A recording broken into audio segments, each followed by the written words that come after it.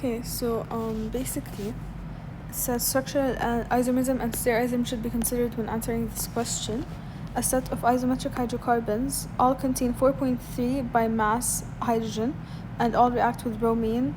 0.2 grams, that's the mass of the 28 grams, that's the mass of the hydrocarbon, and 799, that's the mass of the bromine. Okay, so let's use the first information that we've been given.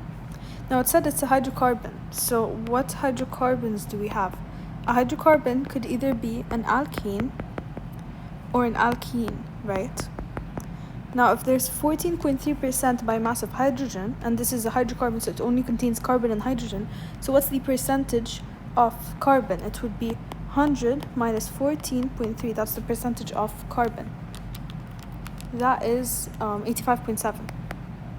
Okay. So we need to find like a ratio between carbon to hydrogen. Basically the whole empirical formula thing from paper 2. Carbon to hydrogen. Okay, let's say carbon is 85.7% and hydrogen is 14.3. We divide by the MR, so we're going to divide by 12 and we're going to divide by 1 here. So this would be 7.14, this would be 14.3. To simplify it, we will divide by the smallest whatever number, 7.14, so it's 1 and 2. So therefore the empirical formula is CH2 and the ratio between carbon to hydrogen is 1 to 2. So that's an alkene, because alkene, the general formula is CnH2n, right? The ratio between carbon and hydrogen is 1 to 2.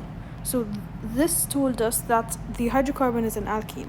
Okay, that's the first thing we needed to do. Okay, so we know that it's an alkene. Alkene is going to react with Br2. We have the masses of both. The mass of the alkene is 0.28 over the MR. The MR would be the MR of carbon times N, which is the number of carbon, and the number of hydrogens. So MR of carbon is 12, so 12 times N, 12N, plus the MR of hydrogen, we have 2N hydrogens, so plus 2N, and that in ratio to the Br, this is Br2, okay?